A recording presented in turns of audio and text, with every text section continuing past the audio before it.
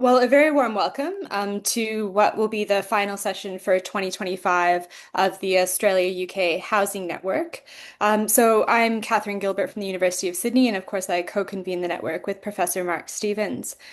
So for anyone who's joining for the first time, the network was established in late 2023, really to bring together leading academics, policymakers, and housing professionals from both Australia and the UK to really think about shared housing challenges and to look at potential solutions, particularly through cross-country dialogue and research. So before we formally begin, I want to acknowledge, of course, the traditional owners of the many lands we're joining from today. I'd also like to pay my respects to elders past and present, and to, of course, extend that respect to any Aboriginal and Torres Strait Islander people who are joining us. I'm coming in today from Darawal country. So, following our last session on build to rent, this session is really focused on assisting homeownership. So, obviously, homeownership affordability is a growing policy concern internationally. I think it's something that a lot of us are living with daily. But increasingly, it's having implications not only for intergenerational equality and socio-spatial equity, but actually it's having implications for how our cities and regions function, with much of the critical workforce being priced out of our major cities and most expensive regions. So there's renewed and growing interest from governments in expanding access to homeownership, particularly through equity sharing and shared ownership schemes. But of course, we know these approaches, well, there's growing sort of interest in them, are not new. So, intermediate homeownership schemes have long operated in parts of the UK and in Australia with varied program designs, outcomes, and longevity, which really offers valuable opportunities for comparative analysis and learning. We're also interested to understand how those schemes have weathered and adapted to really changing and different housing markets. So, tonight or this morning, depending where you're joining us from, we bring together housing scholars, policy and program experts from both countries to explore the evolving role intermediate homeownership tenures have played in bridging affordability gaps, challenges presented in different market contexts, and what might be some potentially transferable lessons as we look to scale up access to homeownership. I want to just shout out to a team that's recently published some great research in this space. So there's an Ahuri report led by Professor Rachel Ong with team members who are on the call tonight on the impact and growth potential of shared equity. So I'd encourage you to also look that up following the meeting. So just in terms of housekeeping, this webinar is being recorded, so just keep that in mind. So we have an array of speakers tonight with different expertise and different geographical knowledge. We've got people who are looking at housing affordability, shared ownership, and shared equity more from a research standpoint, but we're also joined by someone who's really at the coalface of policy design and implementation. So it should be a really, really interesting discussion. I'm going to introduce the speakers as they're called upon. So our first speaker is Peter Williams. Now, Peter is a housing and mortgage market expert. He's a freelance researcher and he's chaired the industry expert group on reforming shared ownership, sponsored by Lloyds Bank Group. He's a departmental fellow in the Department of Land Economy at the University of Cambridge. And he's undertaken government-sponsored reviews of the Help to Buy scheme and the Welsh Government's review of affordable housing supply. He's worked with Professor Christine Whitehead to publish a review of innovations in affordable home ownership. And he's also an advisor to the Shared Ownership Council. So he's extremely qualified to speak about, I guess, the UK context and some of the learnings arising there. So, Peter, I'm going to hand over to you to share your slides. Thank you, Catherine. And good morning, all. So I'll just get that running. So hello, everybody. And it's a pleasure to be with you in Australia and indeed in the UK. So I'll just, apologies, this should say lessons to be learned, but let's rattle on. So as Catherine has touched upon, the UK has had a long history of support to home ownership, particularly really since 1975. The tax system has, as bullet point two there, the tax system has been used really since the 1930s. And I won't go through the details of those, but we don't any longer have tax relief on mortgage interest payments. Shared ownership, the part rent, part buy scheme has been around since 1980, but really at the forefront of all UK efforts to promote home ownership has, of course, been the right to buy, which has also operated since 1980. Equity loan schemes, the UK has substantial experience on that, really running from about 2000. But in particular, the scheme of interest, I guess, particularly now in Australia, is the Help to Buy scheme, which ran from 2013 to 2023 in England. It's still running in Wales, but that's a significant program. I'll come to the numbers in a sec. Um, Most recently, the Conservative government brought in a discounted market price scheme called First Homes, which is a discounted price in perpetuity. There are questions about how that can actually effectively operate. But that and rent to buy, the second scheme there, which effectively is paying a premium rent to acquire part of the property you're living in. Neither of those schemes have really gathered much traction in reality compared to shared ownership, right to buy, and help to buy. Over and above all of those, then we have planning gain through Section 106, which supports about 50% of affordable housing supply in Britain, particularly significant to shared ownership. Then more recently, Britain has joined really the dominant global picture of support for home ownership, which is mortgage guarantee schemes, currently labelled as freedom to buy under the new Labour government. And the numbers are beginning to trickle through, but there is a question about the cost of actually using that scheme. And then finally, we use savings schemes, the lifetime individual savings account, where effectively the government tops up the savings and there's tax relief on it as a deposit for a home. Those are the main instruments for support for home ownership that have really been offered in the UK over this time. Um, Catherine has already mentioned the project that Christine and I did, which is published on the Glasgow site. Separately, a more up to date is the Share to Buy site, which gives you details of the different buying schemes that are operating in the UK. Just then touching on the significance of the schemes, as I say, right to buy is preeminent over its lifetime since 1980, 2.8 million, believed to contribute about 10% percentage points to the scale of home ownership in the UK.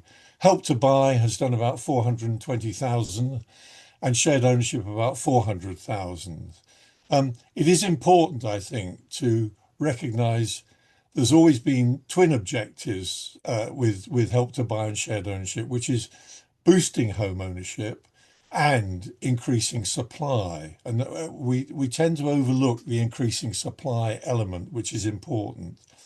Um, Separately, and not increasing supply, we had a program of do-it-yourself shared ownership, which effectively allows you to buy from the market. And in Scotland, that operates under something called open market shared equity. Um, they are quite expensive schemes to operate, and the numbers through them have been relatively low. We can't ignore, in my view, the private sector initiatives that run alongside these. There are a variety of schemes operating in the UK now. Deposit Unlock was the builder's own efforts to replace Help to Buy. We've got a new equity loan scheme emerged in Reside. Generation X New Build Boost is a sort of boosting scheme, and own new builder contributions again. And although these numbers are still relatively small, it is possible, as those demonstrate, for the private sector to offer some of the virtues, if you like, of what government schemes can develop. Underneath all of this, of course, is the reality that the Bank of Mum and Dad actually is one of the key instruments now for supporting first-time buyers into the market, with roughly 50% of first-time buyers being supported by parental contribution. And of course, that's geographically specific and socially specific. So as Catherine mentioned earlier, there is a big issue here about inequality and growing disparities between socioeconomic groups. Just running on, the key outcome, despite all of this, is that home ownership has actually fallen in the UK, as it has in Australia, um, down to about 64%. Obviously, that varies by region and country, and we are still awaiting new announcements from the government in terms of there's been a commitment to try and reboot home ownership, as there was in the last government, as indeed as there is in all governments. And this reflects worsening affordability, not least really the post-COVID rise in rates, and also obviously continued house price inflation. But house prices now are falling in real terms. And the question is partly about the movement in wages and prices and how that might work out in the future. The mortgage market has shrunk quite dramatically, shrunk by about 10% over the last 10 years. And indeed, the residential owner occupied market mortgage numbers are down by about 20%. First time buyer numbers are rising, but they're well below the peak that they have been in the past. And into this sort of rather depressing picture of diminished home ownership is not only those wider factors like affordability and house price inflation, but actually it's the other factors that have easily overlooked, which is the question of tighter mortgage controls that came in post the GFC, the macroprudential rules, particularly the application of stress tests and flow limits in terms of what mortgage lenders can do, the banning of particular products like interest only and self-certificated mortgages, and tighter income assessments. They squeezed out buyers at the margins. Currently, the financial regulator is looking at the mortgage market about liberating it further to respond to the government's growth agenda. But actually, the rules that have been built in, not least about suitability in terms of the customer duty from lender to borrower, actually still put considerable constraints on how far you can lend to marginal borrowers. And as I said earlier, there are clear impacts here in terms of income, household type, and inequality. And that's really stretching the impact that the falling home ownership numbers have in the UK. So just running on and moving towards a close, um, I think on learning points for me are on shared ownership. There's a tendency for people to focus on getting people into shared ownership rather than getting them through home ownership. And I think that's been a major weakness, and that reflects the rather complex picture of who's involved in that process. Shared ownership has been mainly about houses, but flats dominate in London, and their issues of service charges and management fees and report and repair responsibility have really bitten quite hard post the Grenfell fire. Um, so it's not meeting its potential nor maximizing utility. We've recently launched a new shared ownership code, but the government is torn between MPs and ministers having a negative postbag on shared ownership, and yet the underlying reality is it's the most flexible and long-running scheme that the UK has operated, albeit 40 years and only 400,000. Not a great achievement. Help to Buy, I have to stress, wasn't an affordable home ownership initiative. It was an open market scheme. The only limits were in terms of the affordability assessment, 4.5 times income and a value of the home, which was set. 80% of the users were first-time buyers, but only about 20% of them couldn't have bought any home. There are real questions here about how you assess the additionality of what these schemes achieve. You know, is it the home? Could they have bought the home that they bought? Could they have bought a smaller home, a new home, or could they have bought no home at all? It's all sorts of technical questions about how we assess this.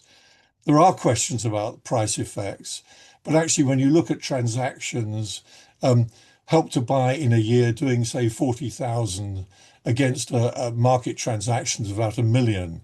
the price effects are limited, but clearly in some markets where supply elasticity is weak, um, then actually there's some evidence to show there has been a price effect. And then, of course, there's the question of the new build premium, the price that builders charge for the luxury of having a new home as opposed to a used home. Some evidence the new build premium also went up to reflect this. The government also, I think, failed completely to have any deal with the house builders beyond, if you like, helping them boost their profits. What we didn't see with government was a negotiation around the supply levels that might be achieved and maintained. My slogan for understanding Help to Buy is bigger, better, sooner. When you look at what happened, many people bought a bigger home, a better home, and rather sooner than they would have done.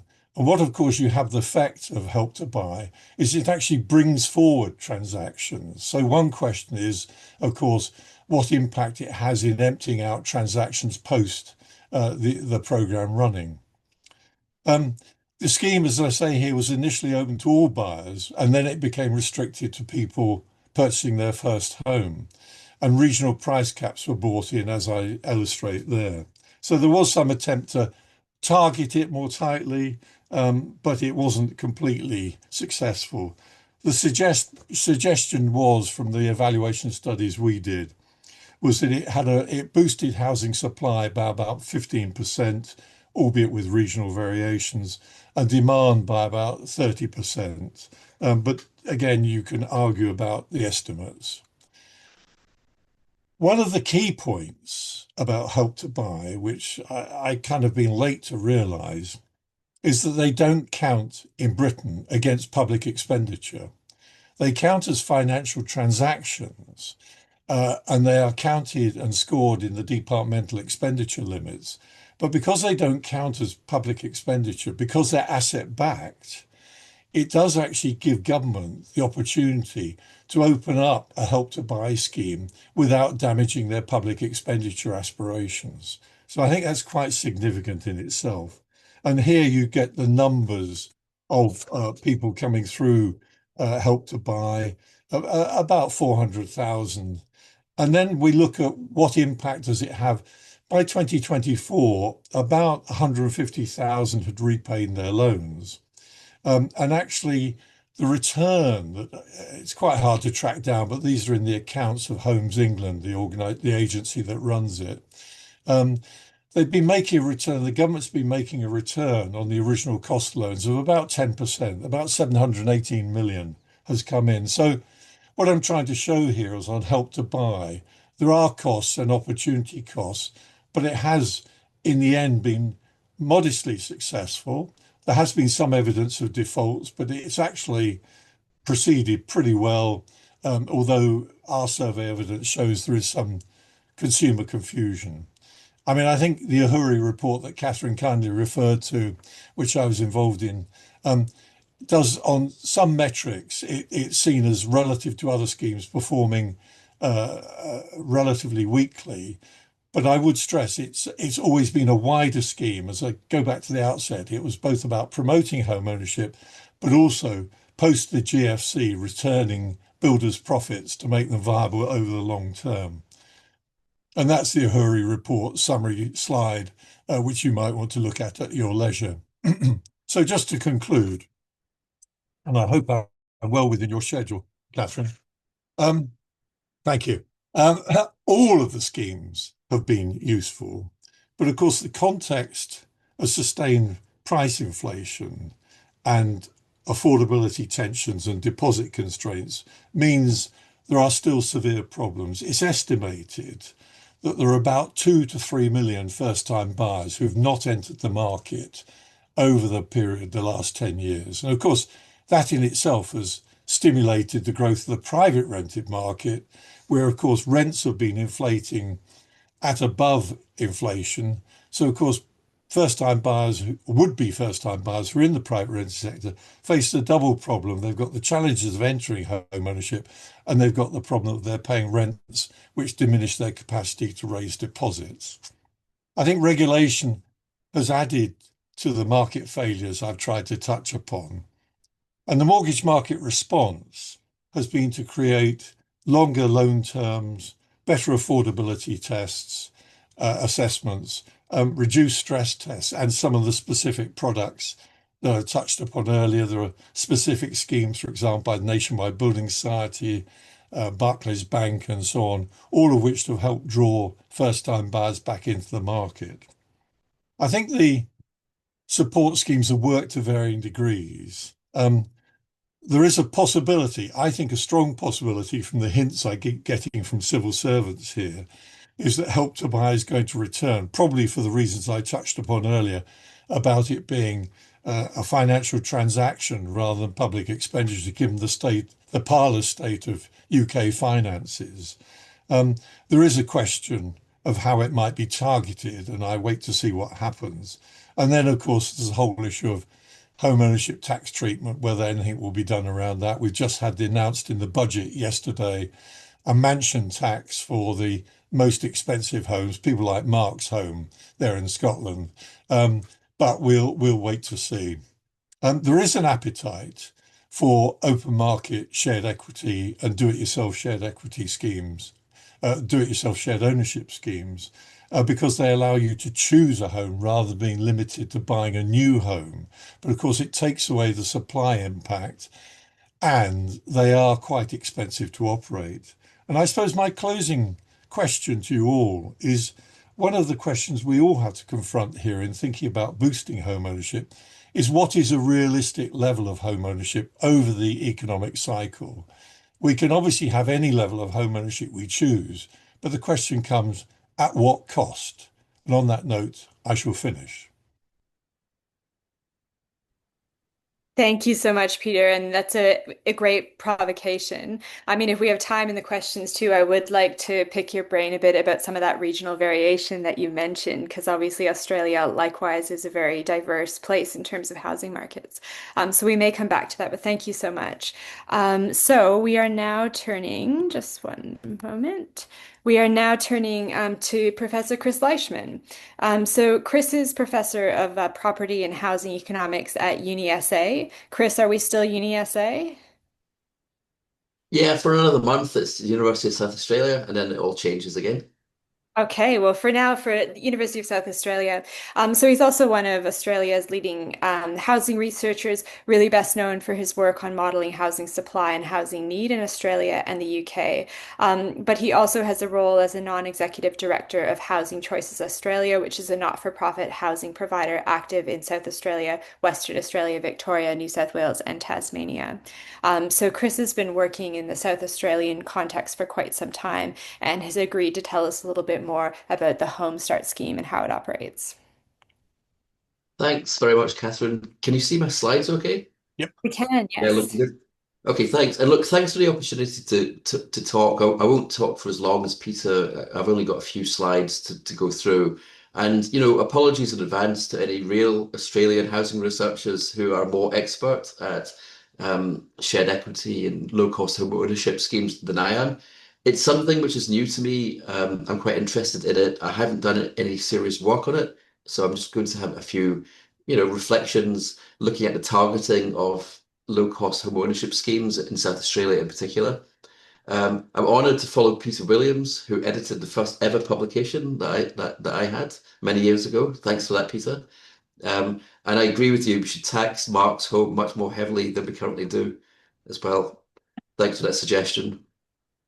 So historically, I mean, Homestart Finance South Australia was funded quite a long time ago. So it was a government-owned bank essentially, founded in the late 80s in a period of really high interest rates where mortgage lending was plummeting, and the South Australian government wanted to enter this affordable home ownership space.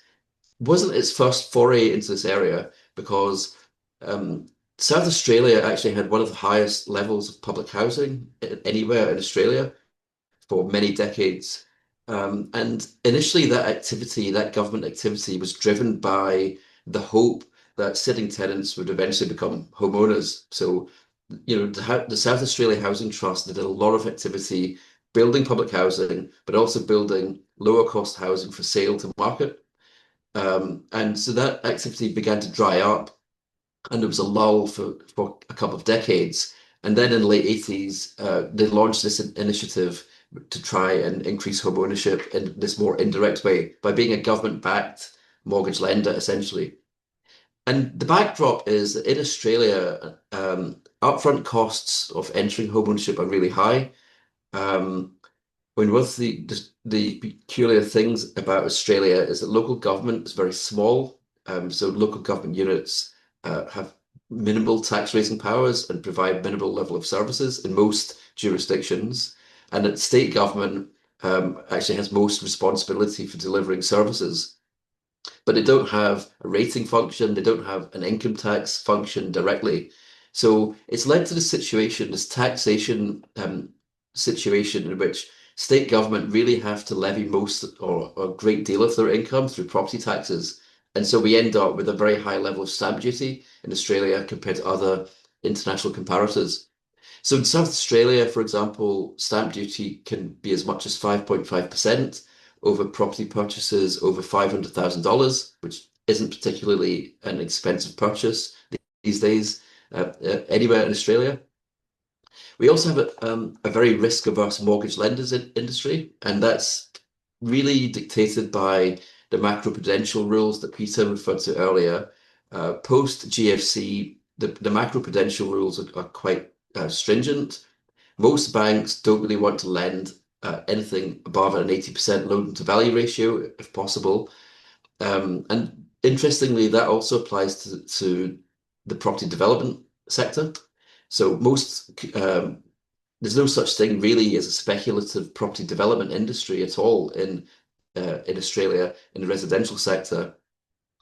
Instead, most developers can only get the bank finance package over the line once they've got 80, 85% pre-sales off plan. So they're almost building to order. So we have this risk-averse mortgage lenders industry that requires homeowners to come up with at least 10%, but preferably 20% deposit. They also have to pay 5 to 6% stamp duty. Um, and if they don't have a deposit as much as 20% of the purchase price, then they'll have to pay lenders mortgage insurance, which adds substantially to the cost. So the whole home finance product line really is designed to cut through that requirement to save up what is a massive home loan deposit. Um, but there are some conditions. So there's a which I think is interesting, and this is really the only text I've got on this slide. I'm going to look at a couple of maps after this to ask, well, where in Adelaide can you actually buy a property in with this price ceiling?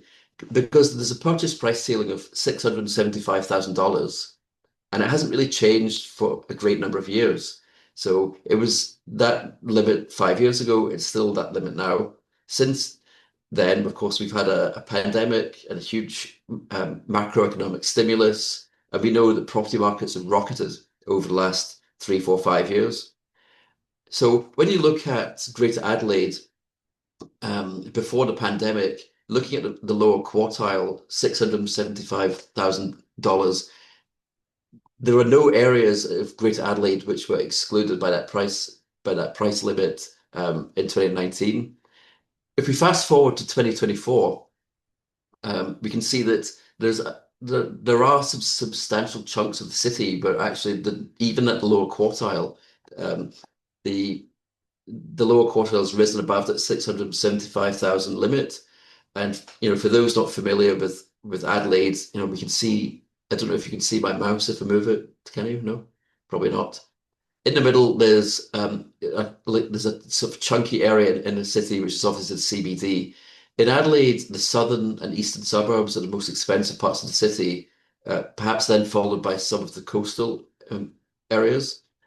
So by 2024, although the home finance lending limit hadn't changed, large portions of the more affluent parts of the city had become excluded, really, to potential home buyers. If we look at the median, even back in 2019, situation, it was still fairly accessible. Only in the southern and eastern suburbs were areas excluded.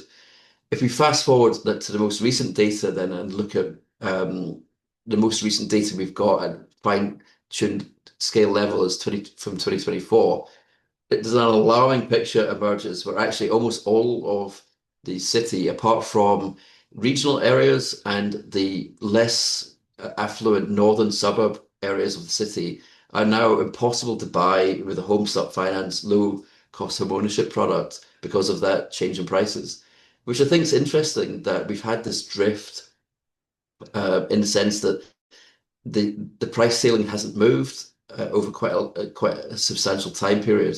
And just an interesting policy question. Why? What's actually going on there? What's led to that decision to keep that ceiling? So one of the innovations Homestart Finance introduced just in the early 2000s then was this shared equity product. And it works a little bit differently to UK designed shared equity products. Initially, it was very niche. There was very little take up in the first couple of years. Um, Borrowers have to qualify first for a standard home start loan, and then they can apply for a top-up loan. The top-up loan then lets Home Start Finance access a share of the equity of the dwelling. There's a ceiling of 25% for the main loan, but interestingly, the purchase price still has this $675,000 ceiling. So it doesn't let, and I think the thinking there is, to avoid stimulating the market, to avoid the UK experience of people buy a bigger property, they move into a better neighborhood than they can afford by using the shared equity option, which I think Peter was alluding to in his presentation.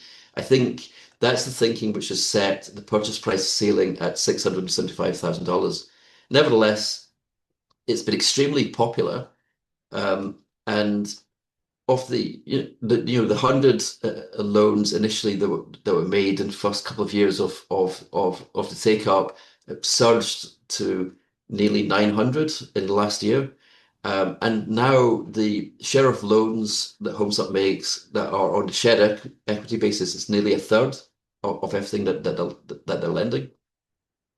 So similar picture, just in some AI generated graphs in the interest of full disclosure. And some evidence of this tapering off now, but really quite interesting to see this swing away from the 100% loan to the shared equity loan. But the other things that are interesting are that there is an income limit. The income limit is $110,000, which is for the household unit. But interestingly, the income limit applies after tax. So this is not a gross income limit, but it's an after tax income limit. And the reason I think that's interesting is because arguably this is actually stimulating demand from the middle income bands, if you think about it. So to get it, if we think about some of the profiles of people who could have, or households who could have $110,000 of net income, potentially that could be a single person generating an income of $250,000 or more, or it could be several adults with combined very low income level coming together. So in a sense, I think this is inflationary, but not at the lower end of the market, but more in the middle of the market. So for me, and I'm being provocative here so that we can have a good discussion about it, this is probably quite poorly targeted. In addition, the $675,000 price cap is over the years has been revised quite infrequently and only very modestly. So we have an interesting situation in which we have sort of inflationary design, but price caps which are rarely revised. So in a sense, I think we're really redirecting demand from the middle of the market to lower end of the market suburbs. I think that's essentially the way it's working. But there are other interesting things that have happened, recent policy developments as well, which are very interested in trying to understand how this will interplay with HomeStart's, sort of market design, if you like. the lower end of the market, or the lower to middle end of the market, is quite congested now in terms of policy initiatives. Recently, last year in South Australia, the government removed stamp duty for first homeowners. So the 5.5% now is not payable by first homeowners. We've had a recent Commonwealth government policy, the recent introduction of a 5% home loan guarantee. Interestingly, then, there's no income caps on that policy at all, but there are price ceilings which vary across Australia. In South Australia, the limit, or at least in Greater Adelaide, the limit is $900,000, so substantially higher than the home start price limit, but without the income limit. Uh, and we've seen evidence already just in the last month. This scheme's only operated for 1 month so far, but already CoreLogic and other commentators are saying there's been a huge surge in demand in suburbs that lie below that price ceiling. Some are saying that a third of all new home loans last month, the first month of the scheme, went to suburbs under that price limit, so homeowners sort of targeting those areas. So there's a sort of surge of demand for that sweet spot, which is below the price ceiling. What are the consequences of this? I don't know. I think it's something I'm putting out there for discussion. Certainly, if you map the areas in Greater Adelaide which are still eligible, then we get a very different picture. So it's almost like winding back the clock 5 years in terms of introducing this new 5% home loan guarantee on top of the home start finance thing. So again, it's the eastern and southern suburbs are not eligible, and a swathe of suburbs down the coast, which are very popular, by the way, with UK migrants and South African migrants, are ineligible. But it's opened up the entire city again. So we have these two overlapping policies sort of competing against each other. Is it a good idea? Well, let's see. But personally, I have concerns about the poor targeting and the displacement of what is essentially middle class demand into all sorts of areas within the city. So, on that provocative note, happy to answer questions in a later discussion. Thank you. Thank you so much, Chris. And I love the maps. I'm a planner by background, so I love a map. But I think it raises really interesting questions about, within, for those of you who aren't, from Australia, Australian cities often have a particular sort of socioeconomic geography whereby there's a lot of advantage concentrated in inner city areas and suburbanization of lower income households. And there's an interesting question of we're also trying to contain the outward spread of our cities. I think you raise an interesting point around whether, some of these schemes may inadvertently, exacerbate sort of the suburbanization of low and middle income earners, but also that sort of expanding city. So I think there's some interesting questions there that hopefully we can come back to. So we're going to turn our attention now to Western Australia, and I'm going to invite, first of all, Dr. Adam Crow from Curtin University. So he's going to give us a little bit of background on housing conditions and unmet need in WA, and he'll be followed by Mark Thomas. Adam Crow is a senior lecturer in the School of Accounting, Economics and Finance at Curtin. His research explores the evolving landscape of cities driven by concerns about urban inequality, climate vulnerability, and inadequate housing. He's recently led projects exploring housing options for people with disability, the housing affordability location quality nexus, and housing first models for people experiencing homelessness. So over to you, Adam. Thank you so much, Catherine, for the very warm welcome and for the opportunity to present today. Look, as Catherine mentioned, I'll start by doing a bit of scene setting before handing over to Mark Thomas, who will talk about the Key Start Assisted Homeownership program in WA. Like most of the country, West Australia is in the grip of a housing crisis. We've got supply shortages, high construction costs, population growth, all combined with other factors to produce a perfect storm of affordability pressures. This is really stretching households and placing immense strain on an already thin social housing system. Mark, would you mind flicking to the next slide? Yeah, sure, will do. Do you know what? While you're getting it up, I actually am going to introduce Mark formally then. This has given me an excellent window. Thank So you. we're also very lucky in this last component of the session to be joined by Mark Thomas, who's Chief Executive Officer at Keystart. So he actually has over 20 years experience in financial services, having held positions in senior executive in HSBC in Asia, Europe, and Latin America. He's a qualified CPA Australia accountant and a board member of Nakura Hope, which is a charity. And he's been with Keystart since 2024. So I'm really excited he could join us to sort of provide us with an alternative perspective on some of the challenges and exciting things that are also happening with some of these schemes. So welcome, Mark, as well. Thank you. So I think my screen should be sharing now. So I'm just going to press on. Apologies, everyone. As Chris beautifully illustrated in his presentation, geography matters to any conversation about housing, but it's particularly pertinent to the West Australian case. The state, just to put it into perspective, is larger than Western Europe, yet the population is highly concentrated to the Perth and Southwest region.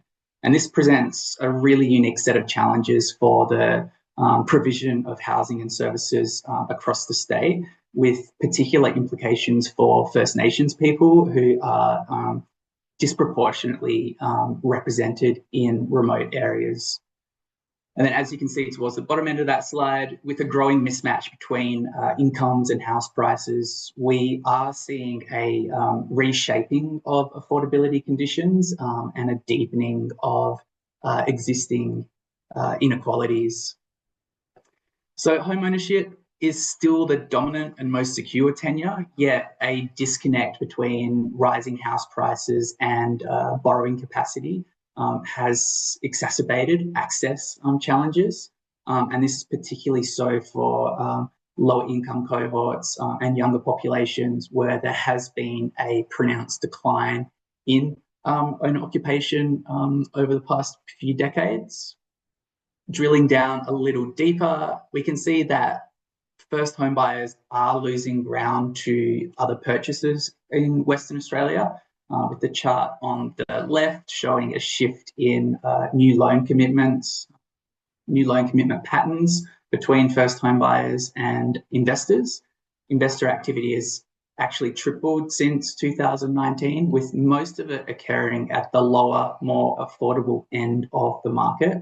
So the $300,000 to $800,000 home in Greater Perth. So that's in direct competition with first home buyers. And then that chart on the right shows how a rapid increase in average loan values is effectively locking many out of ownership. Looking across the continuum, the situation isn't much better. We have a very small social housing sector. Wait lists have ballooned, and tight eligibility thresholds actually exclude many low-income working households from accessing social housing.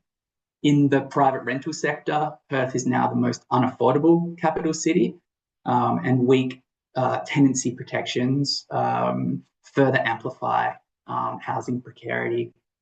These pressures are deeply reflected in recent homelessness data, where we're seeing record growth in the number of people sleeping rough, as well as people accessing homelessness support services for the very first time, including an increase in working households accessing those services. So together, I hope that very briefly paints a bit of a picture of a system in the WA case where our traditional housing pathways are breaking down and where different mechanisms are including assisted homeownership programs are becoming increasingly critical. So I'll pass over to Mark Thomas now. Yes. Thank you very much, Adam. So going to the next slide, I think I'll talk a little bit about Keystart shortly, but one of the things that we're very focused on at Keystart is this concept of the Australian dream, which for those of you, and I think a lot of you will have spent time in Australia, but or live in Australia, but for those that haven't, the whole idea of owning your own home is something deeply linked to the Australian psyche and is referred to as the Australian dream. And it's something that, you know, I would say most people and most young people aspire to achieving that dream of their own home. And we certainly see ourselves playing an important role in that. Adam, just on the next slide. So Chris helpfully set this up. We are very similar in many ways to Homestart in South Australia. So we like to see ourselves as the brothers and sisters of Homestart, just in Western Australia. And we've been around since 1989, and we've helped 125,000 individuals and families into their own home. And our two big areas of focus at present is enabling housing supply, and that's something new for us. And we are also focused on growing home ownership, and that growing home ownership is something we've done since 1989. So, you know, the comments previously about housing supply are really relevant here. On the next slide, Adam talked before about the housing continuum. So the role that we have historically played is the one in green there, which is around home ownership and affordable home ownership. And we have two products, and I'll talk a little bit shortly about those two main products. But one is a low deposit loan, so 2% deposit, no lender's mortgage insurance, which is something quite common here in Australia, which basically accounts for the lender's risk. The purchaser of the home actually pays the insurance to cover for default.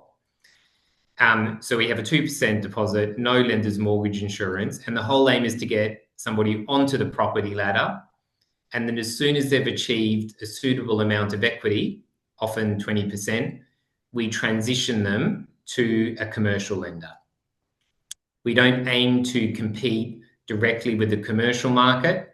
We have this concept of competitive neutrality, and the whole aim is that transition to help and then help the next person get onto the property ladder. So that's our most popular product.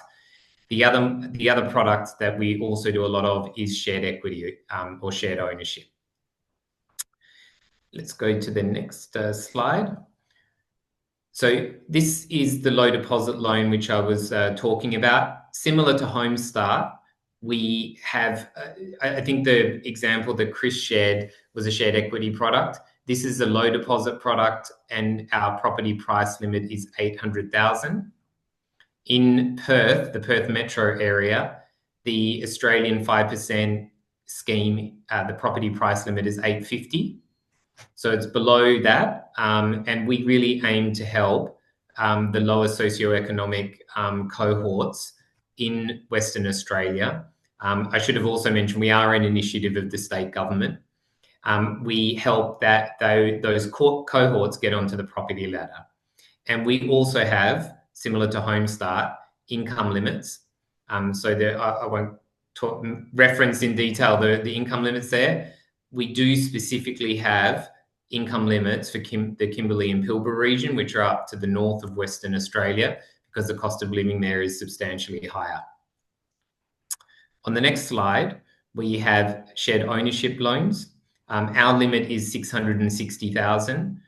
What I will add is that we have recently launched a new product, which is aimed at enabling supply. So our limit is 730,000, and that is for any new townhouse or apartment to really try and help people into their own home, but also enable supply as well. On the next slide, this gives you an example of the impact that we can have with the low deposit loan. So utilising our property purchase price limit of 800,000, with a traditional bank, it would take a 20% deposit to be 160,000 and take on average about 10 years for somebody who's earning an average income to save for. Housing Australia at their 5% deposit is 40,000, and with us it's a 2% deposit at 16,000. We do have a higher interest rate that we charge, but once again, the whole aim is to get somebody onto the property ladder, and that higher interest rate incentivizes them to transition to a traditional bank once they've built up the equity, but they can get in faster because they only have or need a 2% deposit. The next slide is some stats on profile, and there's a lot of information here, but a couple of things that I'll draw out. One is in the top left-hand side, you will note that whether it's our shared equity or low deposit products, that actually we help more females than males, and that's something that we're really proud of.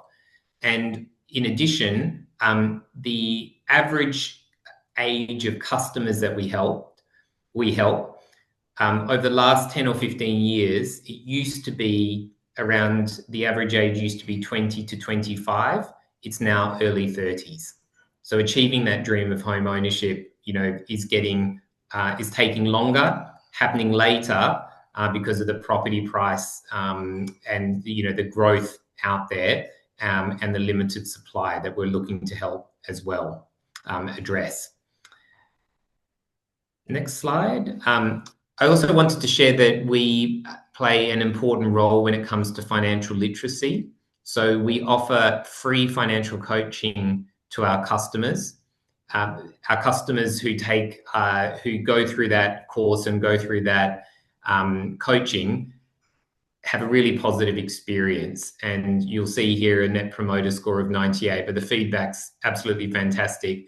And so we're helping people get onto the property ladder, but for many people that we help, they have very limited understanding, unfortunately, about financial literacy. And once we have helped them, they have got access to their own home, but they are also helped to manage their finances better, which is something that they really appreciate. The next slide. I also wanted to call out that we specifically help Aboriginal and Torres Strait Islanders throughout Western Australia, and we have some specific benefits and specific features to help them. And we actually have a team who is dedicated to getting more Aboriginal people into their own home. And these are some of we did a social impact assessment of our Aboriginal home ownership scheme. And as this slide outlines, we've helped 673 Aboriginal people into their own home. And the majority, or 50% of those, were shared ownership, which was higher than our what we would see with our the other cohorts of customers that we have. And finally, these are some of the things that we are working on at the moment. So one thing I'm really proud of is that we've just launched a modular home loan product. And when I say modular, I mean like a prefab individual home. As far as I'm aware, we're the only financial institution in Australia who will finance the land, the construction of the modular home, the transportation, and the connection of a modular home into regional WA. So that's something we've launched recently. We've also recently launched a build to rent kickstart fund. The market share of build to rent here in Western Australia is very low, so we're trying to increase that and also scale some of the other products that we have. So building on what Chris shared about Homestart, as I mentioned earlier, at Keystart, we're very much focused on that dream of home ownership, but now broadening our remit to help enable supply. And the state government here has announced a number of different election commitments, which we've implemented, and we have a much more active role to play in getting more supply into the market.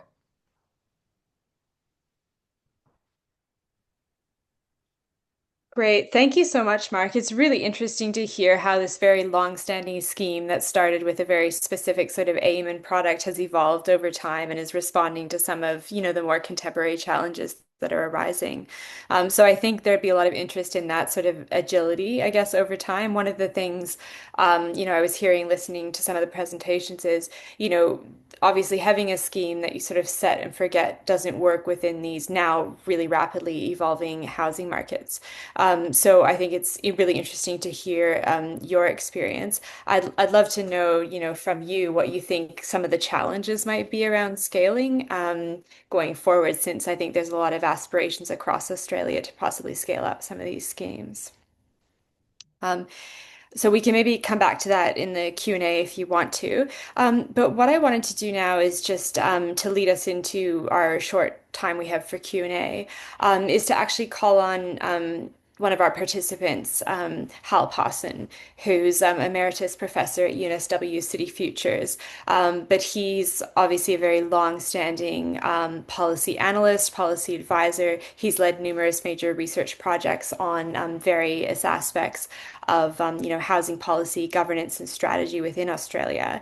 And I have invited him to just share some reflections on the presentations on these schemes, and how we might go forward with addressing this very complex problem.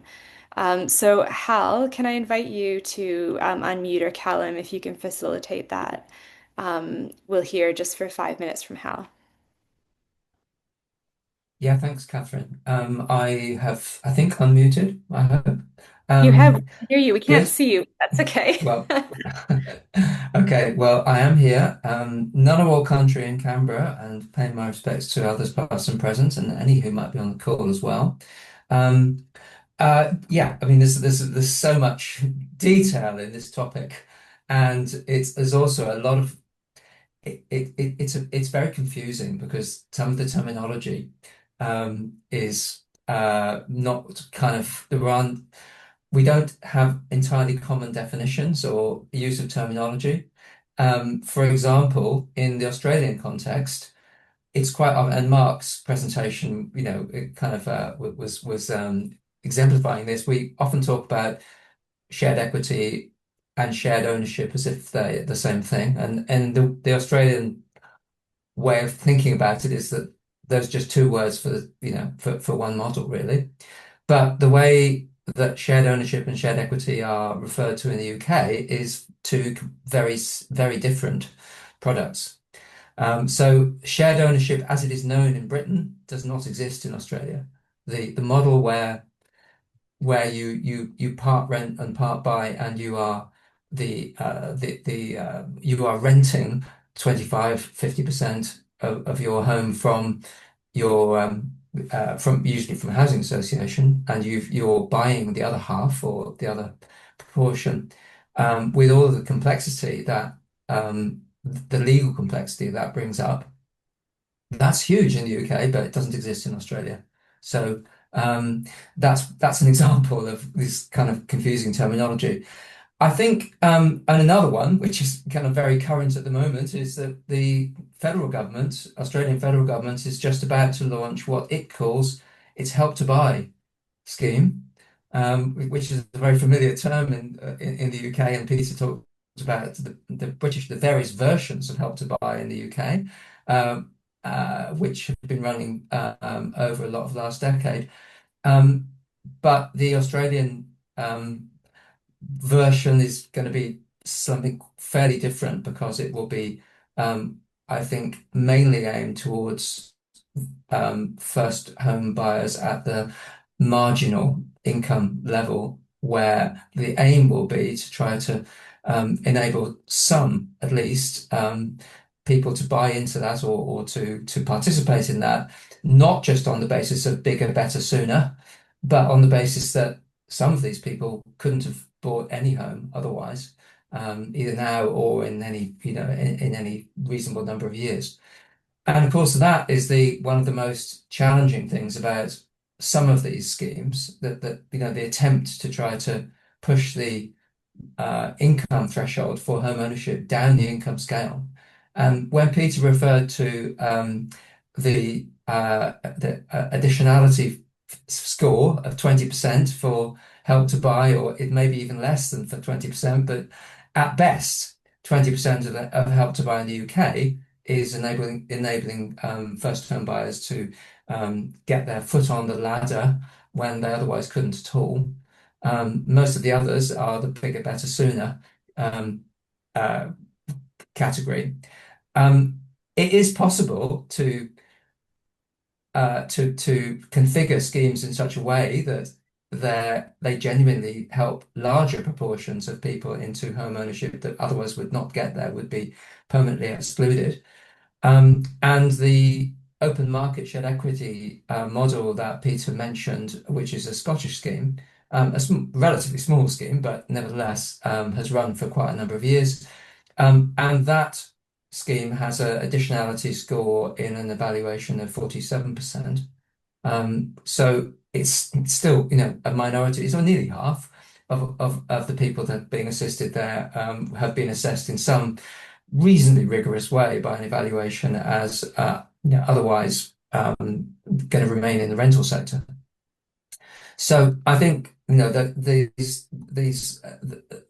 the aim of enabling people to achieve home ownership in any way, rather than just bringing it forward, is a tough one, and it's usually expensive to do that. Or it's either expensive in terms of an explicit subsidy, or it's expensive because we effectively give a subsidy by making it, for example, a massive discount on right to buy council housing in the UK.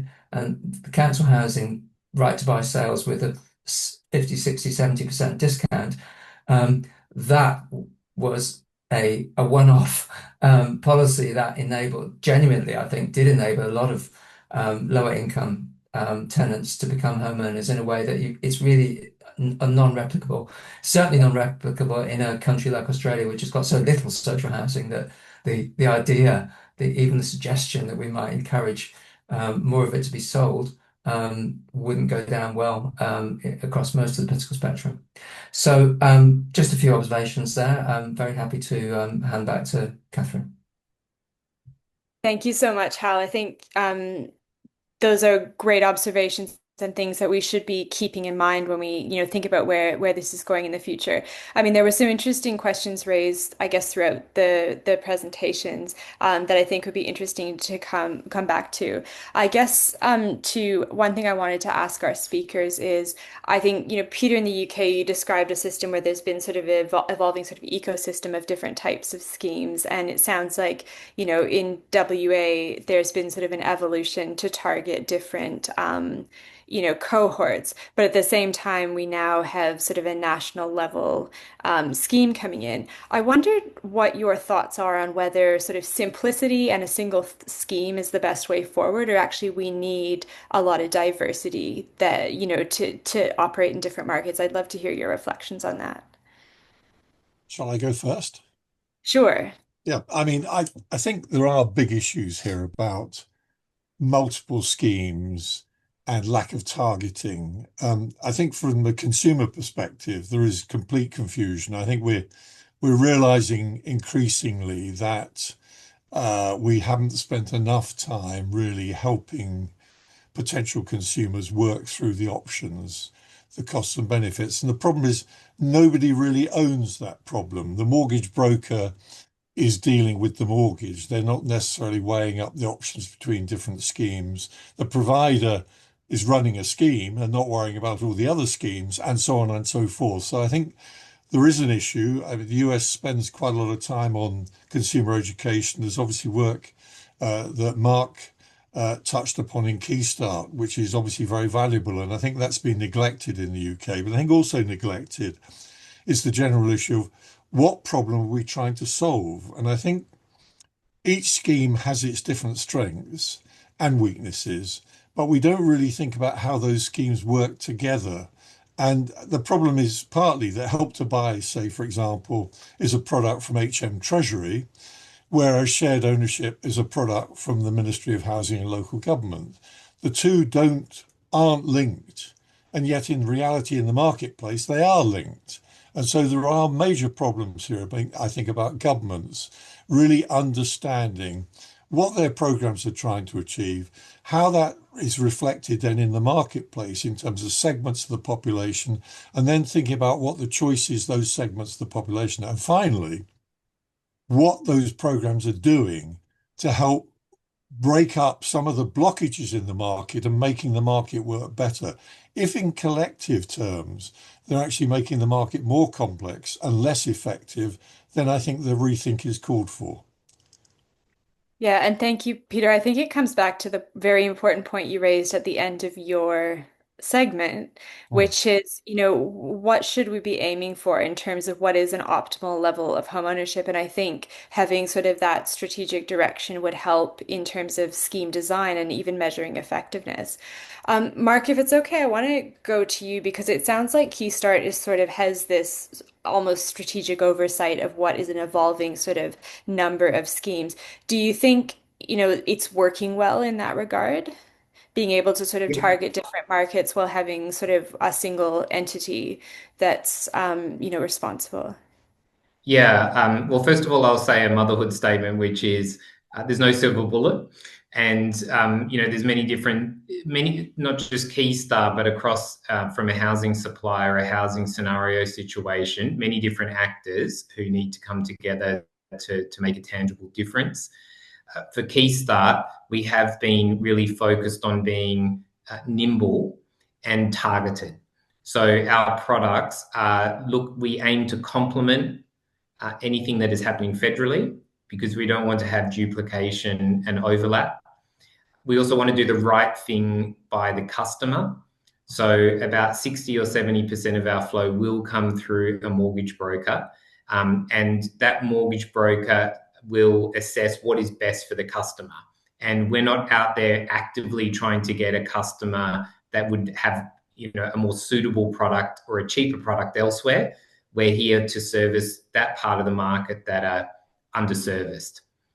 And then we really try to target our products. So the modular product, our aim is to get more housing supply into regional WA. With the shared equity, and Hal was right, like we use shared equity and shared ownership interchangeably here. What we actually do at Keystart is shared ownership, but the market knows it as shared equity. And it's used interchangeably, but we actually want to move to a shared equity model.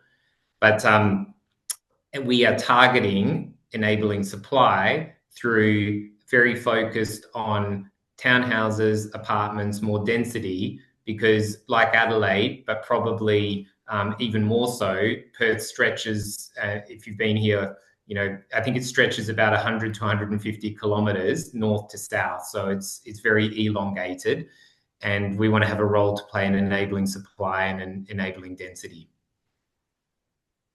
Yeah, that's good to hear. Chris, can we go to you? And I want to come back to this issue of the spatial patterns, right? Of where increasingly the sort of suburban and exurban locations where the scheme's actually utilizable. I mean, what would you say needs to happen to potentially address that? Yeah, look, I mean, I think when we look at low cost home ownership schemes, we often think in terms of helping people into home ownership. It's the Australian dream, and we're looking at the perspective of the individual. But I want to go back to something Peter raised a few minutes ago, which is we need to think of the housing system as a system, um, and in particular, so on the question of bigger, better, sooner. You know, is that such a bad thing? Let me ask the provocative question. Is that really a bad thing? So, if you think about a prospective homeowner who's priced out of home ownership, what will they do? They'll end up in the private rental sector. And in the private rental sector, they'll end up being at a higher end of the income distribution of the private rental sector. So they can outbid other prospective private renters. So, and then the pain then flows down in terms of the income distribution. So what I would say is that the more people and households we can get into home ownership, even if it is, bigger, better, sooner, it's actually taking a lot of pressure off other parts of the housing system. It's taking pressure off the private rental sector, where we know affordability is also a huge problem. Vacancy rates are really low. There's massive competition to get rentals. So in some ways, I think that, yeah, yes, we need to look at the perspective of the individual, but we kind of need to have a look at the system-wide thing as well and think, well, is it such a bad thing if we're stoking demand in one part of the system. It was actually alleviating pressure and pain in some of the more marginalized parts of the housing system. And I know that wasn't a direct answer to your question, but I thought it'd be an interesting one. I don't really envisage a career in politics, but that's my answer to that question. Thank you, Catherine. No, that's great. I mean, I think it raises another point, which is it's not just about addressing a housing problem. It's also about the intersections, I guess, between housing and, say, labor markets, for example. Right. So I think sometimes when I'm speaking with policymakers, they're saying, oh, well, there's concern about assisting certain people to access housing. But, the counter argument to that can be, well, if that person's an essential worker and them living in a particular location is actually going to have a wider public benefit, then that there's possibly a rationale for that, or a logic to that extends just beyond housing need, but thinking about sort of the way that housing intersects with these other really important systems. Look, we're rapidly running out of time. I haven't seen anyone put anything in the chat in terms of Q&A. Peter, we'll go to you, and I also want to let Mark ask a question if he wants to. Yeah, Sure. Peter. No, I mean, Chris, I agree with you, Chris.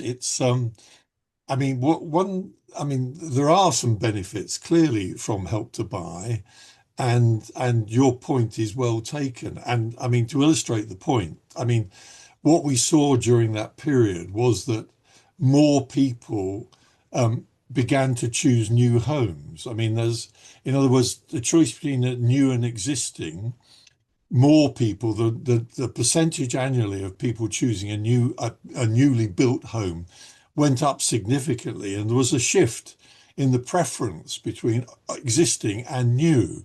Now that's quite significant because obviously that drives longer term demand, reduces some of the pressures in the existing home ownership market, in the existing housing market. So I think there are genuinely some benefits. The question, obviously, in the end is the opportunity cost, to my mind, about that spending vis-a-vis spending in other ways and maybe more directly. Obviously, people here would often argue it shouldn't be Help to Buy, it should be more help to the social rented sector. But I think that overlooks the point I did make again about how Help to Buy counts in public expenditure terms, which it doesn't. Hmm. Yeah, I mean, I guess we haven't talked about alternatives in this session Mm. because we've been really focused. But I mean, I think you make an important point about, assuming that we're in a context where there is, limited public funding, where is it allocated? But also one thing we haven't raised, and it's probably something for another session, is to look at alternatives like community land trust type models, which can also be part of that ecosystem to help people get into ownership while managing some of the potentially inflationary impacts of schemes. Yeah, I mean, I've got if there was a big price impact, I think we've got to be more concerned. I mean, Chris didn't mention that, but if there was a big surge in house prices reflecting on schemes like Help to Buy, then we would have to be concerned. Yeah, it sounds like from what Chris was saying, that's been very specific to specific suburbs, seeing the effects of that. Hal, would you like to unmute yourself? You're welcome to say your point if you'd like to. Am I unmuted? Yeah, you are. Yeah, sure. Well, I'm just going to ask a provocative question, which is whether, at least historically, it's been a little bit of a diversion to the amount of effort that's put into trying to design these kind of schemes, which is all, is all very well motivated, and it may benefit, well, it does benefit the people who directly, the service users themselves, but they tend to be inflationary to a greater or lesser degree. If you try and do them big, they certainly are, on the demand side of the market anyway. So would it be, is it too provocative to say that it's a bit of a displacement activity when the real game and the much more politically difficult one is, whether we are seriously trying to deflate or at least stabilize mainstream prices? I'll have a crack at that, Catherine, if you Yeah, I was like. like, jump in there, Chris. Yeah, I think yeah, you've already suggested you might have an opposing view, so I'm interested to hear. But No, look, I think Hal's right. I mean that interventions that stimulate demand, obviously they tend to raise prices. So my view is that policy measures that make it easier to access home ownership need to be counterbalanced with measures that choke off demand somewhere else in the system. Otherwise, we get an inflationary outcome. But where we do get some um, additionality is I think Mark raised a really good point about innovation. And it's a lesson we learned in the UK decades ago as well, where, for example, housing associations building social housing started looking at different construction methods, like timber frame construction being a notable example. Nobody in the private sector would touch it at the time. The housing associations did it because it was cheaper and more efficient, and it's become mainstream. Off-site construction, the private sector is risk averse and don't want to touch it. So if agencies like Keystar are beginning to promote that, that's another way we can actually promote efficiency and housing supply. So it's a sort of indirect way of mitigating demand that demand effect. We're actually getting some innovation on the supply side thanks to those Mm, interventions. mm. yeah, I think that's a very good, interesting point too about thinking more broadly about what, what are sort of what benefits can arise. Um, Mark, did you have anything you wanted to say? Mark Stevens,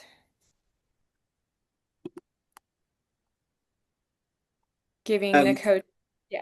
well, just thank everyone for very interesting presentations. But I think Hal's provocation is something that should be really borne in mind. The extent to which I think both housing systems work, if you like, by having inflation built into them, and that's obviously of concern. And also the extent, I, I mean, if these products like Help to Buy are tied to new build, and it forms it operates at scales. Help to Buy did. It was accounting for around 40+% of the largest house builders' sales at one point. Then it's clearly distorting the market and raises the question: what is the market price? Mm. And just a quick final point, which I think is worth bearing in mind. I think it's a point that Christine Whitehead used to make, which is that these products can also be seen as a risk sharing device, and that is certainly pertinent when we have a situation of arrears and so on. But thanks all, very stimulating. Yeah. I think this is a session I'm going to re-listen to because I found it so rich just in terms of the detail. So I want to get across the detail. I've learned a lot about actually different scheme designs and how they're operating in different markets, which is extremely interesting. But I think my main takeaway is actually, trying to better understand not sort of what is the better or worse design, but how does that intersect with that overarching strategic goal and sort of the sort of housing system and goals that it's operating within. So I think that's sort of one of my main takeaways. But I think it just leaves us to formally conclude and to say an absolutely massive thanks to all of our speakers for taking the time to prepare and to share all of your expertise and knowledge. I've just found it absolutely fascinating. I've had emails from several people who were unable to attend who are very keen to watch the session as well. So I think people will be learning from this, going forward as well. So thank you again for your contributions. Thanks, everyone. Thank you. Good luck with the Thank ashes. you. I'm from Canada. It's like I'm. Bye all. Bye. Thank you. Thanks so much. Thanks, everyone.